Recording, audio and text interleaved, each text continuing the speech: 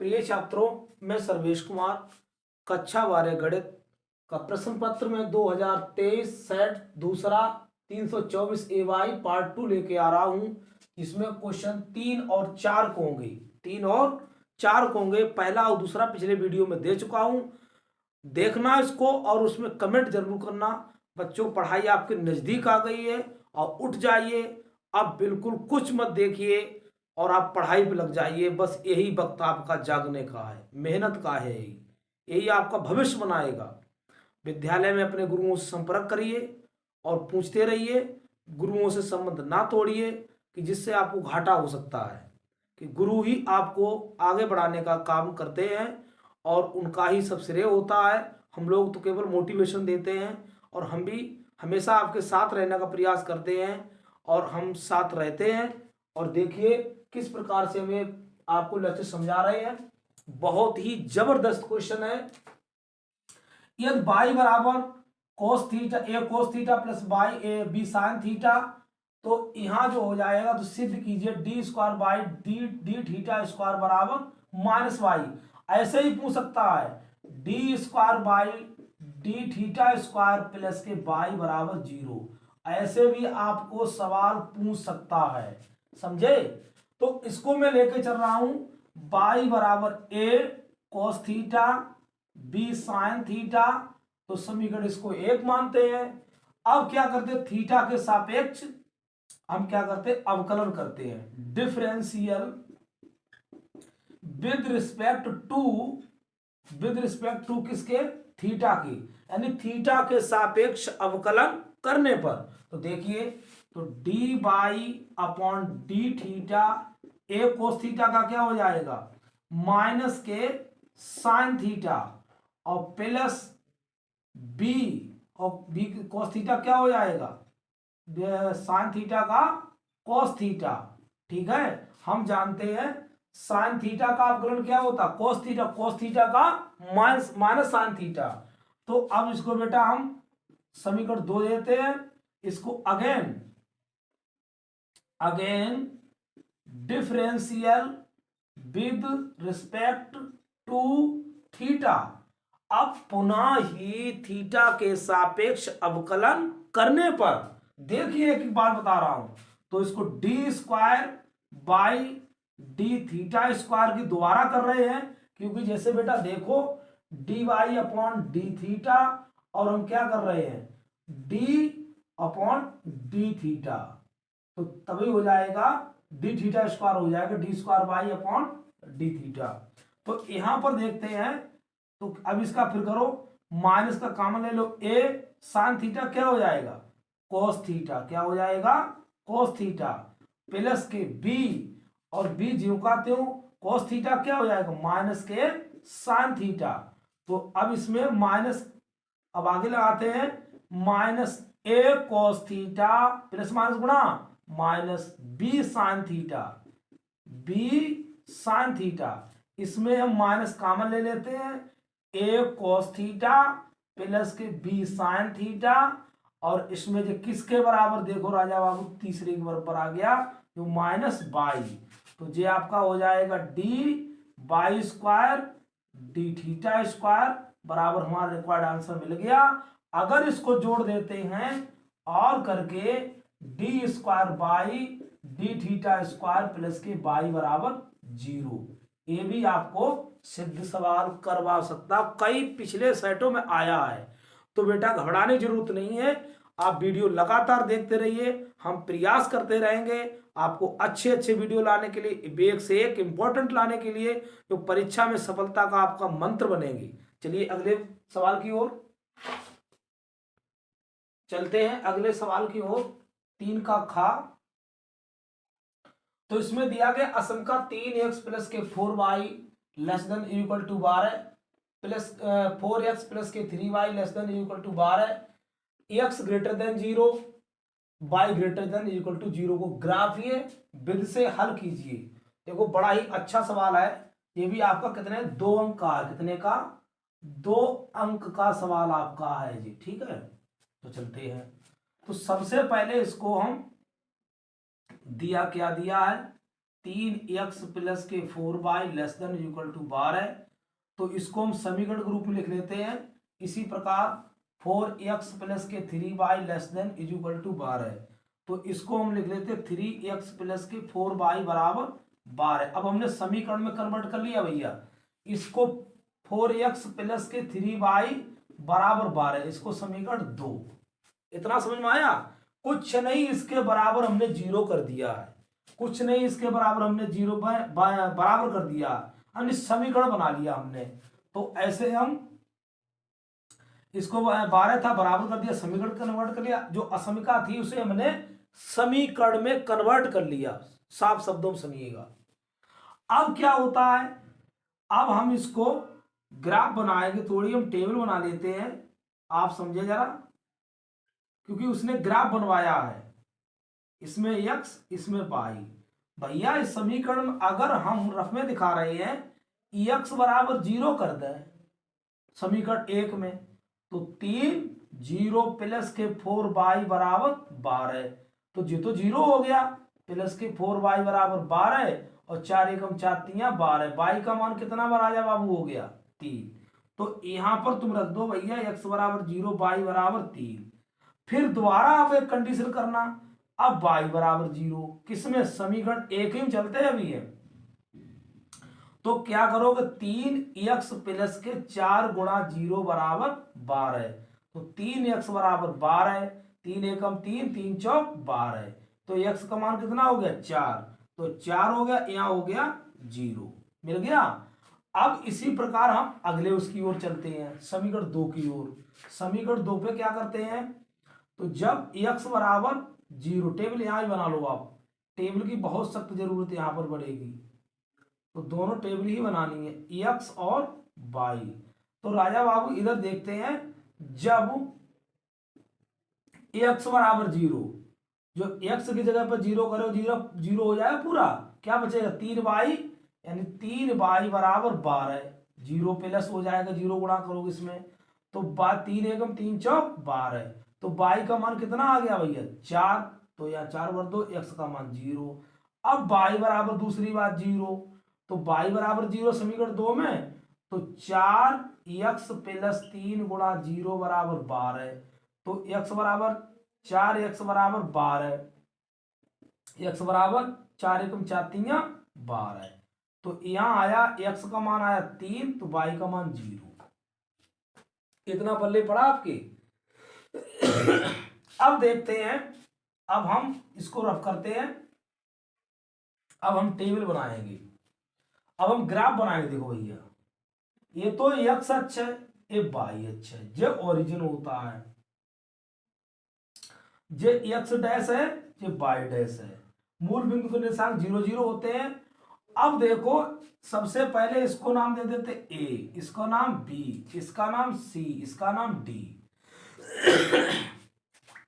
तो a बिंदु जब आएगा 0,3, b बिंदु आएगा 4,0, c बिंदु आएगा 0,4 और d बिंदु जो आएगा कितना आएगा 3,0। अब हम प्लॉट कर रहे हैं इसको, हम 1 2 3 4 5 और भी बढ़ा सकते हैं, 1 2 3 4 5 6, ठीक है, इसको आगे हम और बढ़ा सकते हैं। अब देखते हैं a के लिए x का मान 0, y का मान 3, तो a बिंदु के लिए x का मान 0 है, y का मान 3, 1 2 3, तो यहां पर हो जाएगा 0,3, इसे नाम दे दो a, यहां पर नाम रख दो। उसके बाद b, तो b 4,0, x अक्ष पे चलो 4, 1 2 3 4, तो यहां हो जाएगा y 0 गए, तो इसमें 4,0, इसका नाम हो गया b। अब भैया इसको आप धीरे से मिला दो, ठीक, नाराज तो नहीं हो रहे, नाराज मत हो ना कि तुम्हारे हित के लिए काम कर रहा हूं। अब आ जाइए समीकरण 2 के लिए, x अक्ष पे 0, y पे 4, x अक्ष पे कितना चले 0 और y पे कितना चले 4, 1 2 3 4, तो यहां पर आ गया, तो इसका नाम यहां रख रहा हूं 0,4, इसका नाम क्या है c, c नाम दे दो इसके लिए c, ठीक है। अब क्या करेंगे, फिर डी बिंदु के लिए एक्स अक्ष पे 3, वाई पे 0, 1 2 3, तो इसका नाम हो गया है 3, 0, इसका नाम दे दिया डी। अब इसको मिला दो धीरे से ऐसे, ठीक है, पप्पू पास हो जाएगा अगर मेहनत करोगे तो। अब उसने कहा कि हम कैसे पता करें कि हमारा कौन सा ग्राफ सही है, मतलब इसके सत्यता का टेबल बनाते हैं। तब देखो, अब हम जांच करेंगे कि मूल छायांकित भाग किधर रखें। देखो 3x यहां करते हैं, 3x प्लस के 4y लेस देन 0, यानी 0 बड़ा है इससे, इसमें रखो 0 गुणा x का मान 0, 3 गुणा 0, 4 गुणा 0 लेस देन इक्वल टू 0। तो क्या देखो 0, इसमें 0 सॉरी 12 थे यहां पर, 12। अब देखो क्या 12 बड़े हैं 0 से कि नहीं है।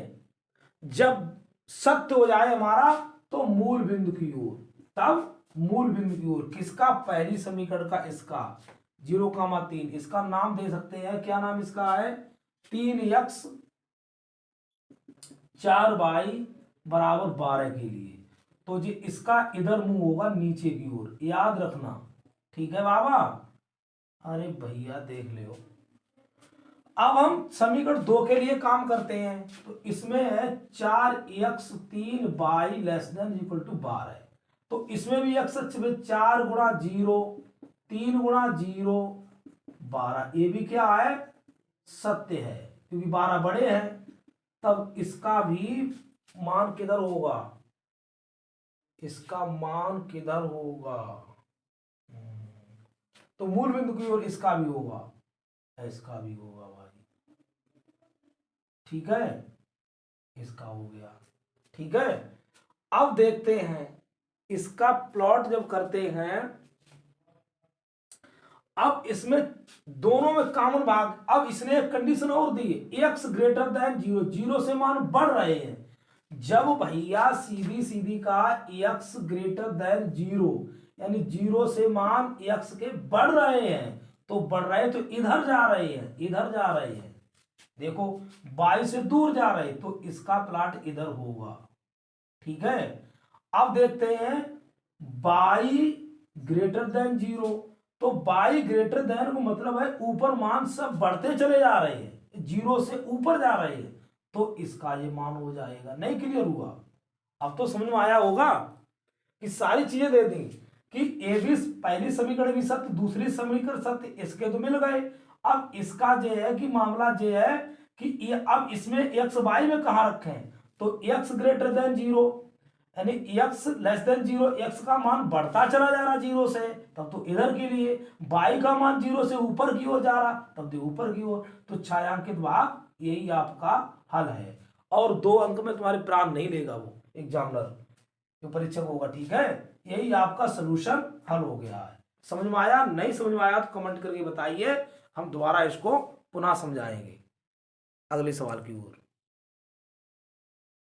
चलते हैं, अगले सवाल की ओर। सिद्ध कीजिए a plus B plus 2c a b और c b plus c 2a b c a c plus B plus 2b। तो ये आपका साढ़े का सवाल है, 2 नंबर का है, बहुत अच्छा सवाल है, इसको देखिए। तो इसमें क्या करेंगे, सबसे पहले आप दिमाग लगाइए। तो सबसे पहले अगर इन्हें जोड़ते हैं तब भी बात नहीं जलती, घटाने पर तब भी बात हमें 2 नहीं मिल पा रहे हैं, तो ऐसा करें, ये तो आपका होता C1 C2 और C3, इसे बोलते हैं R1, इसे होता है R2, जो होता है R3, ठीक है। तो हम लेके सबसे पहले चल रहा हूं हल करने के लिए a plus B plus 2c, ठीक है, और a और b और c b plus c 2a और b, उसके बाद में c a और c plus b plus 2b, इसको हम लेके अब चलेंगे। अब हम संक्रिया लगाएंगे, हम अगर C1 के बराबर C1 कर दें और C1 plus C2 plus C3, तो सब 2 मिल जाएंगे हमको, ठीक है। तो हम इसको लेके चल रहे हैं बराबर 2a plus 2b plus 2c, ये सब जोड़ दो तो हो जाएंगे 2a plus 2b plus 2c, इसमें भी हो जाएंगे 2a plus 2b plus 2c। अब देखो इनसे बोलना मत, क्यों खतरनाक है जी, बहुत खतरनाक है, डरते रहे ना, और डरे नहीं तो फंस जाओगे, और फंस जाओगे तो समझ जाओ वहीं जाओगे। 2b पकड़ गए, फंस गए तो फंस गए, और निकल गए तो निकल गए, इतना ध्यान रखना। आगे चलते हैं, खैर कोई बात नहीं, आप समझदार हैं। अब इसमें से हम कॉमन ले रहे हैं C1 से, C1 से हम कॉमन निकाल रहे हैं पूरे से, तो क्या हो जाएगा, तो 2a plus 2b plus 2c, कोई नाराजगी को तो नहीं है, देखो भाई, तो यहां बच गया 1 1 1, अरे वाह निकल गए a, और यहाँ b plus c plus 2a, और a जे बेचारे नहीं निकल पाए b, और c plus b plus 2b। अभी कहानी लंबी है, देखते हैं। अगर हम इसमें एक संक्रिया लगा दें R1 बराबर, R1 बराबर करते हैं R1 R2 लगाओ इसके लिए, R2, तो R2 माइनस के, अगर इसमें से इसमें गया 0,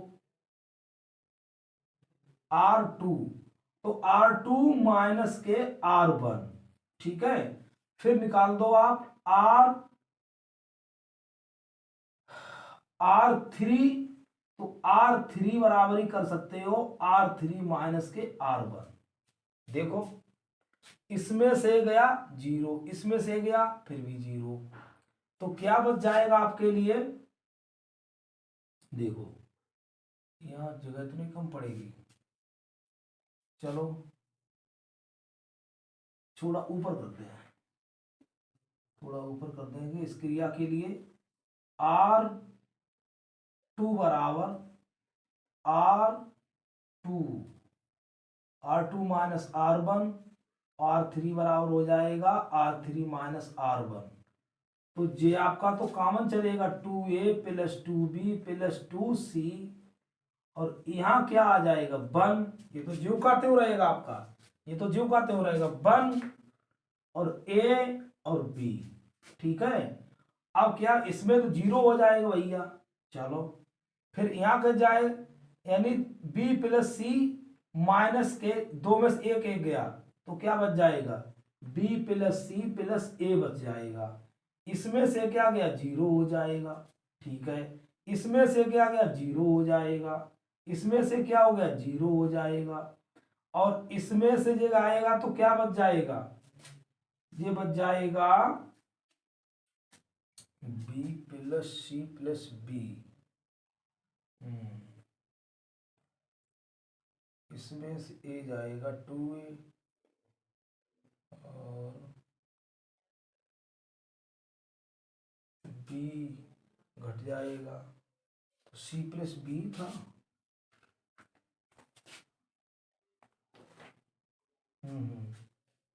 इसमें देखो c प्लस ए था, सॉरी c प्लस ए था भाई, तो मैं कोई हूं, c प्लस ए है बाबूजी, कष्ट के सावधानी हटी दुर्घटना घटी, तो जो क्या बच गया आपका है, यहाँ पर हर जगह ए है, सावधानी हटी दुर्घटना घटी, तो अब सही है, ठीक है, ए प्लस बी सब मिल रहा है, तो अब तो कोई दिक्कत नहीं है।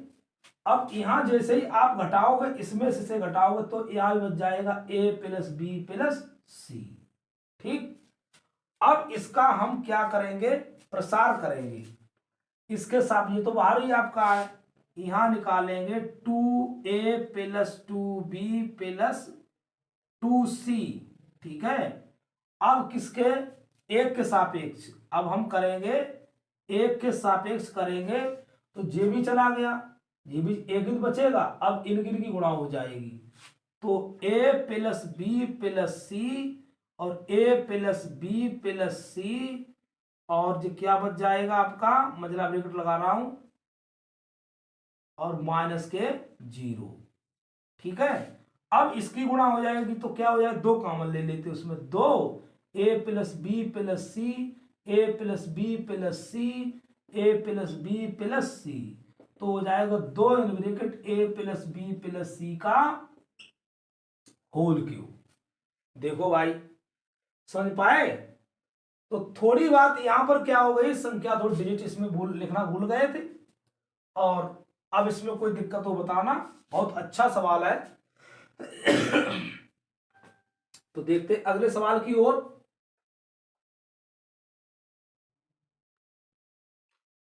अगला सवाल है 3 घात, यदि ए तथा बी दो व्युत्क्रमणीय अवयव कोट n के हैं तो सिद्ध कीजिए ए बी का होल इनवर्स बराबर बी इनवर्स ए इनवर्स।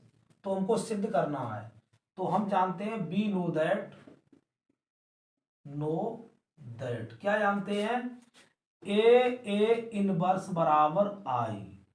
ठीक है, कितना हो जाएगा, आई। अब हम इसको भी कर सकते हैं ए बी, और ए बी का होल इनवर्स बराबर आई। ठीक है, इतना हो जाएगा। अब हम एक काम करेंगे, दोनों ओर मान समीकरण लिख दो चाहे तो, दोनों ओर ए इनवर्स की गुणा कर दो। तो देखो ए इनवर्स ए बी और ए बी का होल इनवर्स, तो ए इनवर्स आई। ठीक है, अब जैसे ही इसमें गुणा करोगे तो ए इनवर्स और बी, ठीक है, और ए बी का होल इनवर्स, इससे बोलो मत, ए इनवर्स आई। अब भैया जे बताओ, अभी हमने लिखा था तो जे भी हो जाएगा आई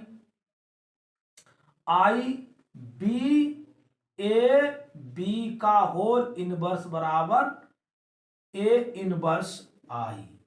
बताओ इतना हो पाएगा, क्योंकि हम जानते हैं ए इनवर्स का मान क्या होता आई।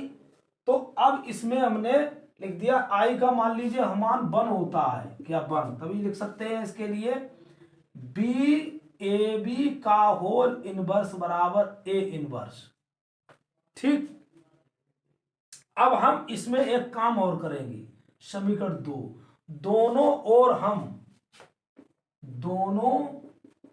ओर बी इनवर्स की गुणा करवा दो। गुणा करने पर तब क्या बनेगा, बी इनवर्स बी। ठीक, और इसमें क्या हो जाएगा, ए बी का होल इनवर्स और ए इनवर्स, और नहीं इधर पहले लिखो बी इनवर्स और ए इनवर्स। जब इधर गुणा करते हैं तो इधर इसकी भी गुणा होगी। ठीक है, जैसे हमने बी की इधर करी और बी की इधर करिए, बाई बाई और करेंगे, ना कि दाएं बाएं पलट दें, ऐसा नहीं करेंगे। तो इसका मान फिर हो गया, क्या हो गया, अब देखो हो गया इसका मान आई। तो ए बी का होल इनवर्स बराबर बी इनवर्स ए इनवर्स। तो ऐसे लिख सकते हैं, या ए बी का होल इनवर्स बराबर बी इनवर्स ए इनवर्स। देखो भाई क्या निकल के आया, ये तो प्रूफ करवा रहा था, ए बी का होल इनवर्स बराबर बी इनवर्स ए इनवर्स। फिर प्रयास करता हूं, कुछ डरने की कोई जरूरत नहीं है, तो तुम केवल एक ही जानो, ए बी का और ए बी का होल इनवर्स कितना होता, आई जे बी होता है। ठीक है, एक बार आप कर देना ए इनवर्स की गुणा, दूसरी बार कर देना बी इनवर्स की गुणा। ठीक है, बस सवाल आपका आ जाएगा, यही आपको ट्रिक है। ठीक, अगले सवाल को चलते हैं। देखिए भाई, अगला सवाल 4 का, ये भी सब 2 अंक के सवाल हैं। तो यहां वक्र x बराबर a sin Q T, y बराबर b cos Q T, t बराबर π/2 पर स्पर्श रेखा का समीकरण ज्ञात कीजिए। ठीक है, क्या करना है, स्पर्श रेखा का समीकरण ज्ञात करना है। देखो भाइयों, देखो वक्र दिया x बराबर a sin क्यू टी, और y बराबर b cos qt। तो इसे समीकरण 1, इसे समीकरण 2। ठीक। अब इसका हम t के सापेक्ष क्या करेंगे, डिफरेंशियल करेंगे। Equation 1 differential with respect to x। ठीक। तो dx अपॉन dt। तो a, अब 3 का क्या कर देंगे, पहले 3 पहले आ जाएंगे, तो हो जाएगा sign square T. Chain rule से करते हैं, साइन स्क्वायर टी और साइन क्या हो जाएगा, कॉस टी। ठीक। अब जे समीकरण इसको हो गया, समीकरण इसको 3 दे दीजिए। अब क्या करोगे, equation 2 differential with respect to t. तो सॉरी टी के सापेक्ष, हाँ टी, इसका टी के सापेक्ष होगा, फलन किसमें, टी में दिया गया है। तो differential with respect to t. तो अब इसका करेंगे d y upon D t. ठीक है, d y upon D t. अब 3 को इसको भी आगे ले आओ, चलो भाई लाते हैं। 3 और 3b कॉस स्क्वायर टी, और कॉस का क्या होता है, माइनस साइन टी, यानी कॉस एक्स का डिफरेंशियल होता है D upon D x minus के साइन एक्स, और D upon D x cos x. Cos x क्या होता है, साइन एक्स का, साइन एक्स का होता भैया कॉस एक्स। ठीक है, ये मैंने सूत्र भी लिख दिया। तो इसमें हो जाएगा माइनस के साइन टी। तो इसको हम लिख सकते हैं D by upon D T बराबर माइनस के 3b कॉस स्क्वायर टी और साइन टी। अब इसका ढाल निकालेंगे, क्या निकालेंगे, ढाल। m बराबर होता है D by upon D T और D X upon D T. तो ये क्या हो जाएगा, माइनस के 3b कॉस स्क्वायर टी और sine T upon 3a sine square T और कॉस टी। 3 से 3 कट गया और कॉस से कॉस कट गया, साइन से साइन कट गया, तो क्या बच गया, माइनस के b अपान a और cos T upon sine T. ठीक है। अब जब क्या हो गया, माइनस के b अपान कॉट टी हुआ है, कॉट टी हुआ है। ठीक है। अब देखते हैं m बराबर तो आ गया कॉट टी। अब हम रेखा का समीकरण निकालते हैं। रेखा का समीकरण, अब इसमें D by upon D x, किस पर, एक्स बराबर पाई बाई 2 पर, माइनस के b अपान a और कॉट पाई बाई 2। अब कोट क्या हो जाएगा, कोट के पाई बाई 2 हो जाएगा, कोट। तो कोट 90 का मान कितना होता है, कोट 90 का मान यानी 0 हो जाएगा। इसका मान कितना हो जाएगा, 0। तो 0 हो जाएगा, तो m तो 0 हो गया।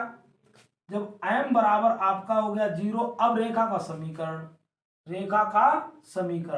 तो रेखा का समीकरण तो y बराबर m y minus y1 m और x माइनस x1। तो हमें बिंदु ज्ञात करना चाहिए।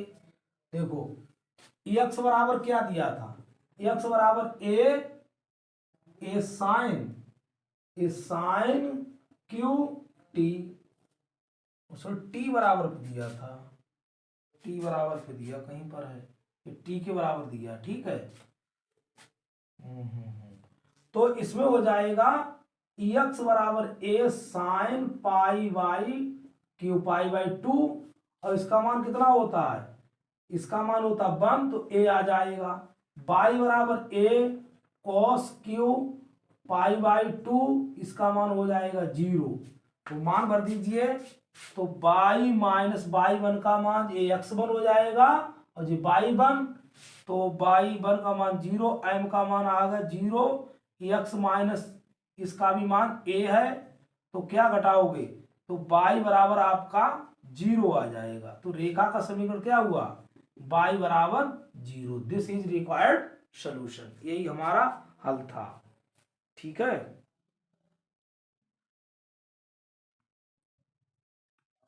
अब हम चलते हैं अगले सवाल की ओर। दिया है एक पांसे को उछाला जाता है यदि उनके सतहों पर आए अंकों का योगफल 6, तो आए हुए अंकों में से कम 4 होने की प्रयासता ज्ञात कीजिए। कंडीशन प्रोबेबिलिटी है, मैं कंडीशन प्रोबेबिलिटी है, इसमें बाउंडेशन लगा दी है कि देखिए इसमें क्या लगाते हैं, प्रतिबंध। तो देखो हम एक पासा होता है, तो पासे में सिंपल स्पेल कितने होते हैं, तो पासा के दो पासों का कुल परिणाम कितना होता है मालूम है, 6 6 36 हो जाते हैं। कितना हो जाएंगे, 36। नंबर ऑफ सिंपल स्पेस इसके कितने हो जाएंगे, 36। अब उसने कंडीशन की है, उसने कंडीशन जो दी है देखिए आप, उसने कहा है कि उसमें जाए उनके सतह पर आए अंकों का योगफल कितना हो जाए, 6 हो जाए। कितना हो जाए, तो इसको हम मानते ई बराबर, तो इसमें हो जाएगा, तो अंक इसके हम वो भी बना सकते हैं, 1 2, पहले लिखेंगे 1 1 1 2 1 2 1 3 1 4 1 5 1 6, और इसमें लिखोगे 2 1 2 2 2 3 2 4 2 5 2 6 3 1 3 2 3 3 3 4 3 5 3 6 4 1 4 2 और 4 3 4 4 4 5 4 6 5 1 5 2 5 3 5 5 4 5 5 5 6 6 1 6 2 और 6 3 6 4 6 5 6 6। तो जे आपके कितने हो गए, सिंपल स्पेस आपके 36 हो गए। अब इन्हें ढूंढिए, तो उसने कहा योग कितना आ जाए, 6 आ जाए। तो 6 आने की 4 कामा 2 भी हो सकता है, और 2 कामा 4 भी हो सकता है। कितने हो गए, 6 को जोड़ते चलिए, तो इसमें होगा 1 कामा 5 और 5 कामा 1 भी हो सकता है। भाई हमें 6 चाहिए, कैसे भी चाहिए। उसके बाद में 3 3 भी हो जाएगा, 3 3 भी हो जाएगा। ठीक है, तो इसमें कितना होगा, नंबर ऑफ इवेंट इसमें बन जाएंगे, नंबर ऑफ इवेंट इसमें बनेंगे 1 2 3 4 5, 5 हो जाएंगे। अब इसकी प्रयागता निकालो, 6 अंकों के योग फल आने की प्रयागता क्या हो जाएगी, नंबर ऑफ यानी प्रोबेबिलिटी ई बराबर number of E upon number of simple space 5/36। एक कहानी तुमको ए मिल गई। अब उसने कहा कि भैया आए हुए अंकों में से कम 4 अंक होना की शर्त है। तो फिर कंडीशन लगा दी उसने, प्रतिबंध लगा दिया। तो देखो अब इसको एफ बराबर करते हैं, एफ बराबर क्या हो जाएगा इसमें कि कम से कम कितने आ जाए, 4 हो। तो ढूंढो इनमें से, एक तो जे है, 4 4 जे सीरीज मिल रही है। तो देखो 4 1, फिर हो जाएगी 2 4 2 4, उसमें टेबल में ढूंढते रहिए, 2 4 4 3 और 4 4, और फिर उसके 4 5 और 4 6।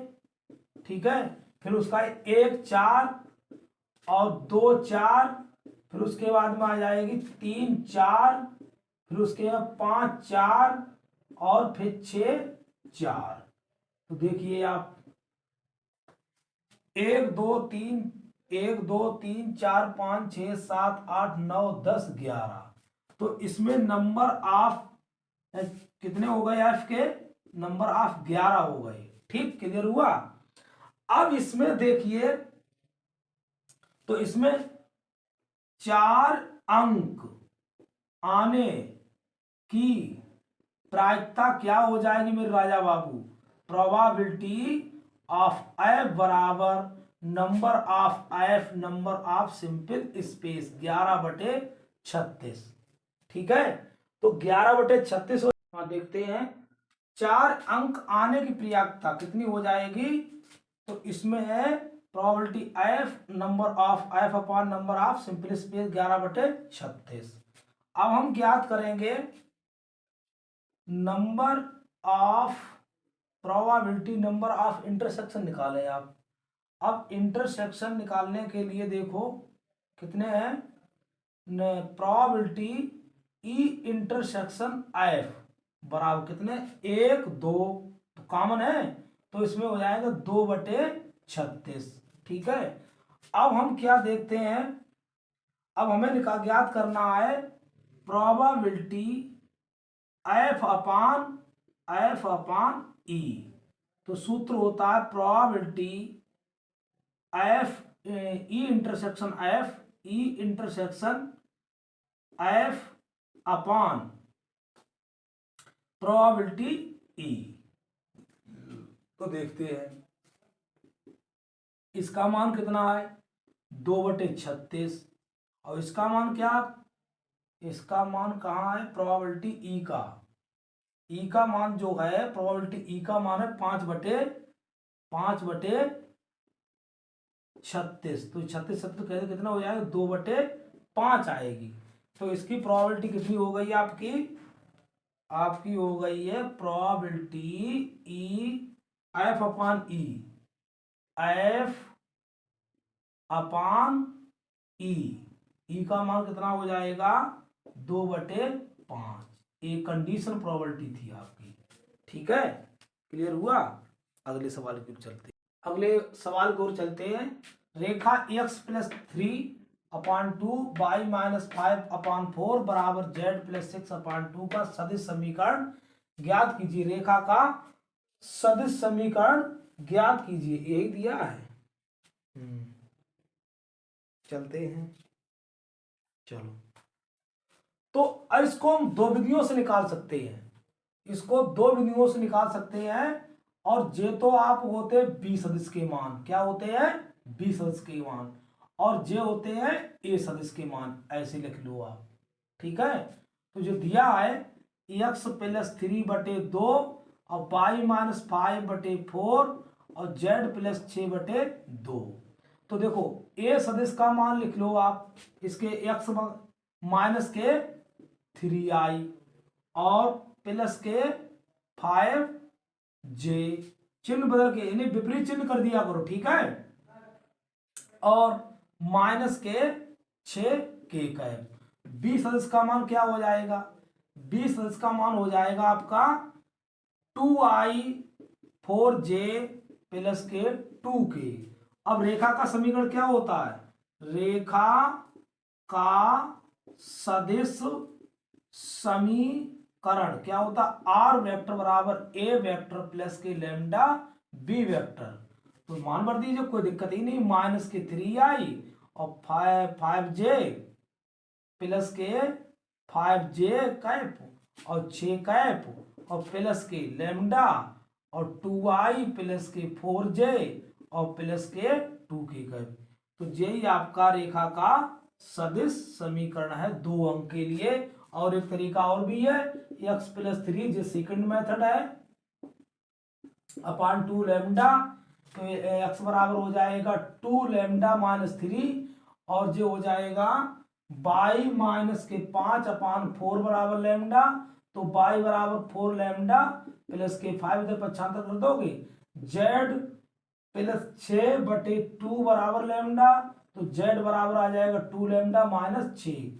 तो आप क्या करोगे, होता सूत्र हमारा r बराबर xi प्लस के yj प्लस के zk, और इसमें मान भर दीजिए। तो xr बराबर xi का मान कितना है 2 लैम्डा - 3i प्लस के y का मान कितना है 4 लैम्डा प्लस के 5j कैप, और इसी प्रकार 2 लैम्डा - 6k कैप। इनका जब मान भर दिया है तो लैम्डा एक तरफ कर लोगे तो r बराबर जे भी आ जाए, क्या आ जाएगा माइनस के 3i और प्लस के 5j और माइनस के 6 कैप प्लस के लेमडा, तो लेमडा का मान आ जाएगा 2i और प्लस के 4j और प्लस के 2k कैप। बस, तो जे भी हो जाएगा। जे भी आपका सवाल लगा सकते हैं दूसरे मेथड से, दूसरे मेथड से फर्स्ट, ये बहुत जल्दी हो जाता सवाल है। तो अगले सवाल की ओर चलते हैं। कैसा समझ में आया? अच्छा आया? तो आप देखते रहिए, शॉर्ट ट्रिक भी देते रहेंगे। आगे सवाल की ओर चलते हैं। देखिए, वेरी इंपॉर्टेंट सवाल है, IMP वेरी इंपॉर्टेंट सवाल है, बहुत अच्छा सवाल है। अवकल समीकरण को log dy/dx 3x प्लस के 4y को हल कीजिए। तो बहुत अच्छा सवाल है बच्चों, देखते चलिए। तो हम इसको लिखते हैं log, सॉल्यूशन लिख रहे हैं, log dy/dx बराबर 3x प्लस के 4y। तो log हटाएंगे तो dy/dx क्या लिखेंगे, 3x प्लस के 4y। अब हम क्या करें इसके लिए? इसके लिए करेंगे तो हम dy/dx, तो एक काम करते हैं, dy बराबर e⁻³ प्लस के 4y इंटू dx। और ऐसे ना करो, अभी ना करते हैं। इसको एक काम करेंगे, dy/dx e⁻³ e⁻4y। कोई दिक्कत? आधार समान होने पर गुणा में घात है, e की पावर जुड़ जाती है। e⁻4y को हम लिख सकते हैं e⁻3x इंटू e⁻4y। नाराज मत हो जाओ, लिख दिया मैंने। अब एक काम करते हैं, dy और ex इसको भाग कर दो आप, तभी जो हो जाएगा, इसके आ जाएगा e⁻4y और जो हो जाएगा e3x और dx। अब भी नाराज हो रहे हो तो इसे ऊपर भेज दो, e⁻4y और dy और बराबर e⁻3x और dx। दोनों ओर क्या करोगे? दोनों ओर समाकलन कर दो इसके लिए, तभी हो जाएगा integration e⁻4y dy e3x integration dx। तो देखो यहां आके तो क्या हो जाएगा इसका, e⁻⁻4y और इसका क्या आ जाएगा, जो नीचे आ जाएगा भाई, क्योंकि ex का ex हमेशा होता है, तो इसके -4 बराबर e⁻3x/3। तो जो भी आपका c कांस्टेंट हमने जोड़ दिया है। अब क्या करोगे, e⁻⁻4y और माइनस के यहाँ लिख लो, और हो जाएगा 4 e⁻3x और प्लस के बटे 3 और प्लस के 4c। ठीक है, माइनस से गुणा कर सकते हो, तो e⁻⁻4y बराबर -4/3 और -4c। ठीक है, तो इसको हम c1 लिख सकते हैं इसके लिए। तो e⁻⁻4y बराबर -4/3 और 4/3 अरे भूल गए, e⁻3x और -c1 लिख दो बस। ये भी आपका रिक्वायर्ड सॉल्यूशन है। ठीक है, तो कैसा लगा? अब हम अगले पार्ट की ओर मिलेंगे। हमारे सब वीडियो देखते चलिए। प्रयास करता हूं अच्छा सा अच्छा वीडियो बनाने की, आपको पहुंचाने तक। आपकी सफलता हमारी सफलता है। और भाई लगे रहिए, मेहनत करते रहिए, ये भविष्य का काम है। जय हिंद, जय भारत।